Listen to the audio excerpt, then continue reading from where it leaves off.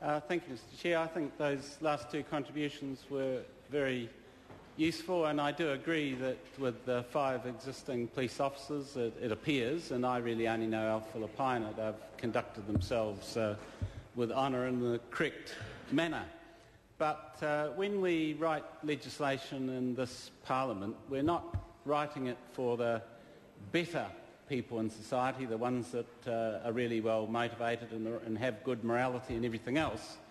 We're writing legislation to cover the situations where we have people who aren't so well motivated and might act in a bit of self-interest or a bit of meanness or get involved if they're on a local body in political fights and act in a way through their other role, in this case being a police officer, that isn't in accord with best practice. So I don't think we can just think that in the future everyone's going to be angels and everything's going to be great.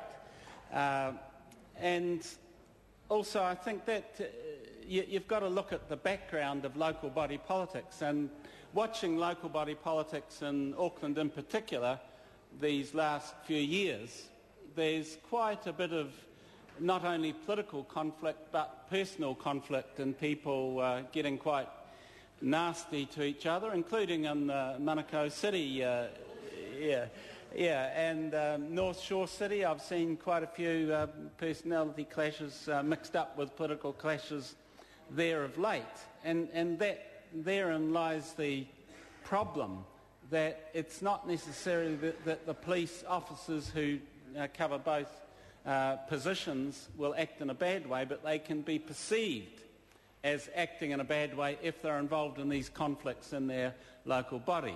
And they can get put in very tricky positions if they happen to stop a car, for example, that is driven by the son of one of their antagonists in the local body. What do?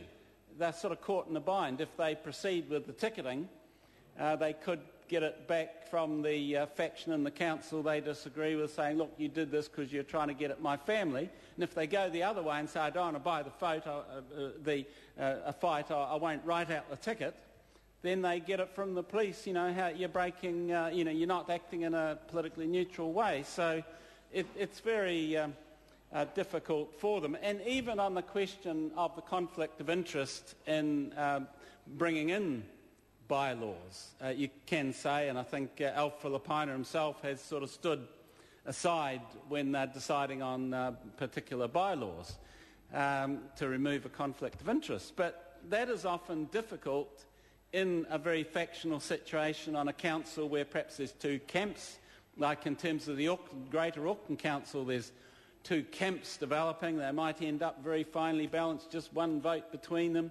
And all of a sudden, the person in one camp who happens to be a police officer has to absent himself or herself from the vote, which changes the whole balance of power in the council. So, there's a whole lot of problems that can arise by having a potential conflict of interest, and the easiest way to overcome it is to keep with the original law.